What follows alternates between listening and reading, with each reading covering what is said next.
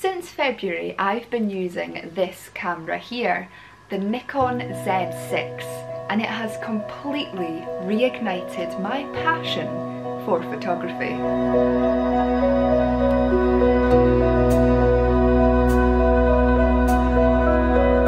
Hi, my name is Kim, and if you're new here, I create videos about my photography adventures and travels around Scotland, interview creative people, and showcase the beauty and joy of getting out into nature.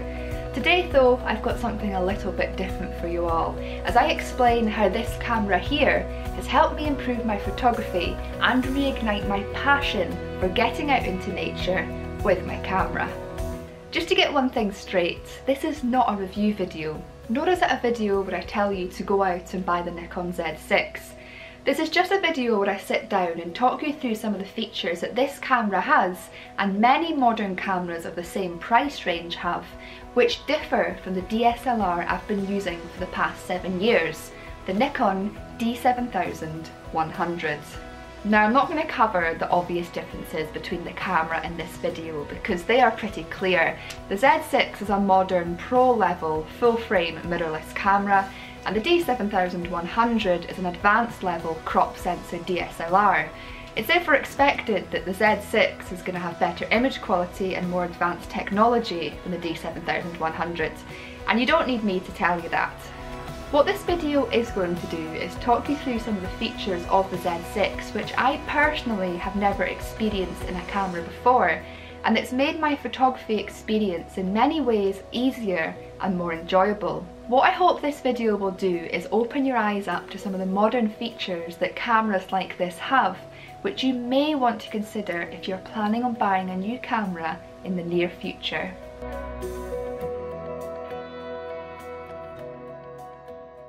You possibly think that having a flip screen is a bit of a gimmick, and if I'm honest, when I first got this camera, it wasn't something I paid much attention to. I mean, when you're used to using a fixed screen for many years, you get used to it. But I've since learned that using this flip screen can make taking images easier and in many ways more enjoyable. Picture this.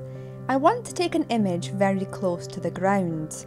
I do this a lot. It allows you as a photographer to get a different perspective of a subject, to show scale, or to emphasise foreground interest.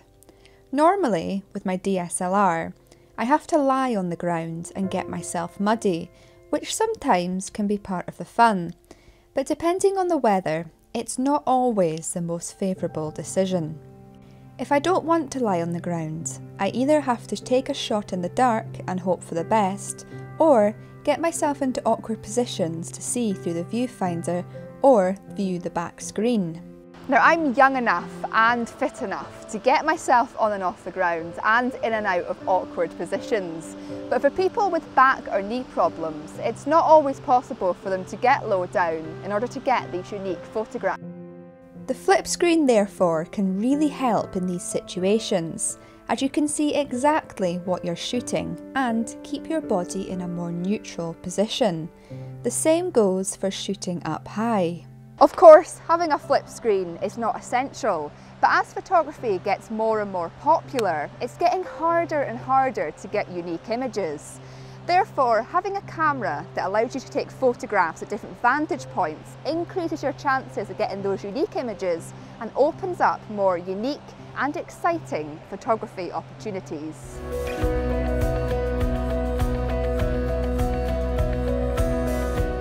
Again, you may think having a touchscreen is a bit of a gimmick, but it certainly makes changing settings and viewing your images a lot easier. Aperture and shutter speed can still be controlled the same generic way, but you can also change them on the screen too, giving you an option for which you prefer or is easiest for your style. I find changing ISO is much easier with this camera's touchscreen, as opposed to having to hold down buttons and twist dials on the DSLR. Settings aside, the biggest difference the touchscreen has made for me is how quick and easy it is for me to review my images. Looking at my older DSLR, if I want to check my images in focus, I have to open it up, press this button several times to zoom in, and then scroll through the image using the wheel. With the Z6 though, I open the image, zoom in like this, and move it around as quickly or slowly as I like, allowing me to check its sharpness in half the time. Again, this isn't essential, but if you're out in harsh, unpredictable weather with light kicking off all around you, the quicker you can review your images and the less time you're spending messing around with buttons, the more images you're likely to be able to take.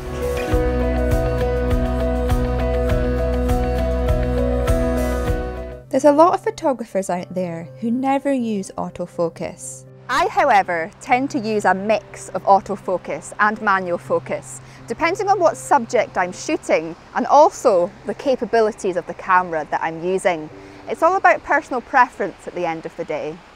The Z6, however, has helped me fall back in love with autofocus, especially for landscapes, because the principle of using it is so quick and easy. To demonstrate this, if I was to use my DSLR to focus, I would probably use manual focus because it only has 51 focal points, which means that the accuracy of its autofocus cannot be guaranteed.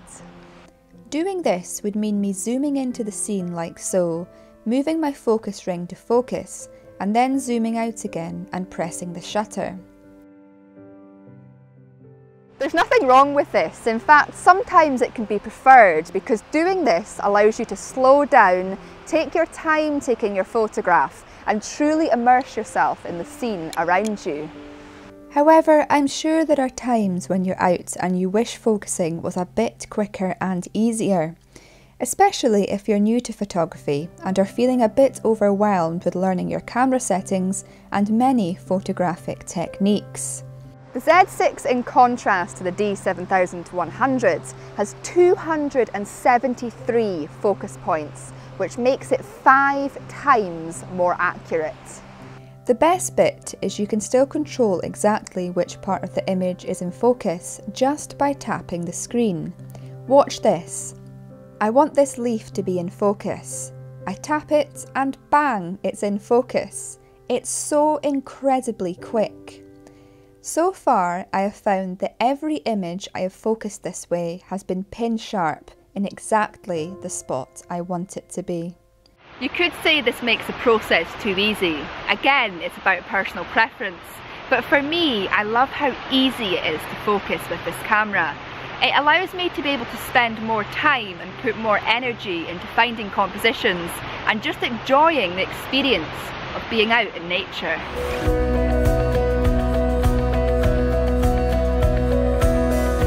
It is of course expected that a new camera is going to have better ISO capabilities than an older camera. However, having good ISO capabilities really allows you to open your eyes up to new photographic opportunities. Higher ISO values allow your camera to be more sensitive to light and therefore allows you to see more in dark light conditions. Older and cheaper cameras tend to produce a lot of grain as you increase your ISO, which can make your images look less than striking. You can get around this by using a tripod so that you can increase your shutter speed, or by changing your aperture. But this will often have an effect on how your image will look. There's also some situations when you can't do this, such as when shooting at moving subjects. For example, one thing I've been doing a lot of recently is macro photography. Macro often involves working in dark woodlands, confined spaces and with moving subjects. This often means that you've got to use fast shutter speeds to prevent your images from blurring or to capture bugs and flowers without motion. To achieve this, you need to bump up your ISO.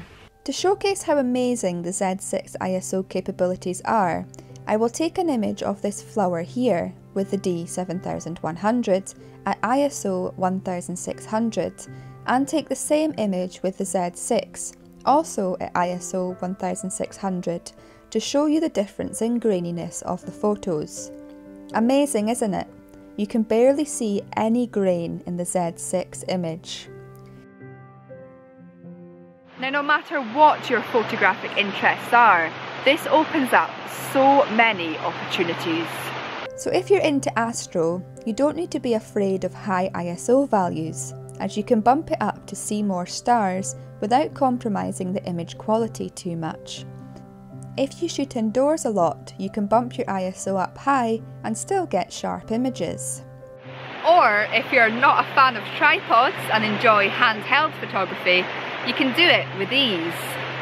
You don't need to worry about compromising your preferred aperture or fast shutter speed. Just change the ISO and it will have minimal effect on your final image. From allowing different viewpoints to easy focusing and the ability to see more in dark light conditions without compromising image quality too much, this camera can do so much. It genuinely has reignited my passion for photography and opened my eyes up to new possibilities. So next time you're considering buying a new camera, don't just look at the obvious things like camera specs.